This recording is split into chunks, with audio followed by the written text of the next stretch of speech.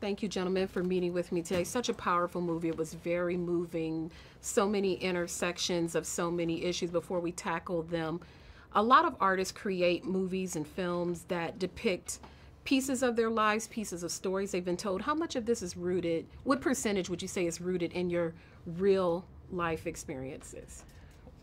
Well, a very high percentage, but I think not necessarily to us as the characters we're playing. Basically, every character in this film is a composite of people we grew up around, and every story in this film started as a story that either happened to one of us or that was told to one of us by good friends of ours or whatever. So that was sort of the jumping off point for everything, and that helped us keep it authentic.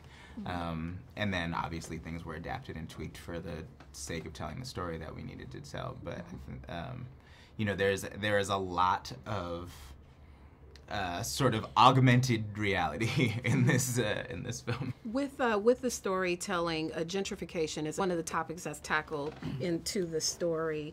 When you initially started writing it, at what point was gentrification an issue in the area where you grew up with, and why did it take 9 years for you guys to get to this point where it was ready for release?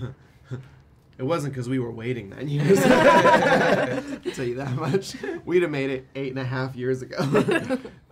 It wouldn't have been as good. Wouldn't have been as good. We needed to. We were excited to grow as an artist. I think it converged at the right time. But it takes so many things need to come into alignment to get an indie film made. But as far as gentrification has been affecting the Bay Area for a long time. Oakland is the one of the latest, like, sort of most visible threads, but it happened to Berkeley earlier than that. It happened to San Francisco earlier than that. It has happened to a lot of areas in the Bay Area. It was happened to Brooklyn before that. We watched it happen in other areas, and then sort of incrementally get closer to where we grew up. But I remember when the New York Times released their article that said that Oakland was one of the top 5 cities to visit while we were having our murder rate through the roof. Right. There was an active rebranding that was at the beginning of the city. The first time that North Oakland got rebranded, a section of it got rebranded as Temescal, or West Oakland became the historic district. You start to see these things happen, and it was really at the same time. So there was this. I don't know that they were mutually exclusive experiences.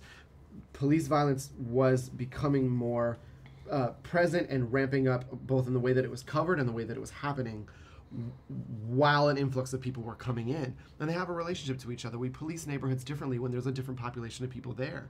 The police are dealing with the black community different than the new white community that's coming in, or the more affluent community that's coming in.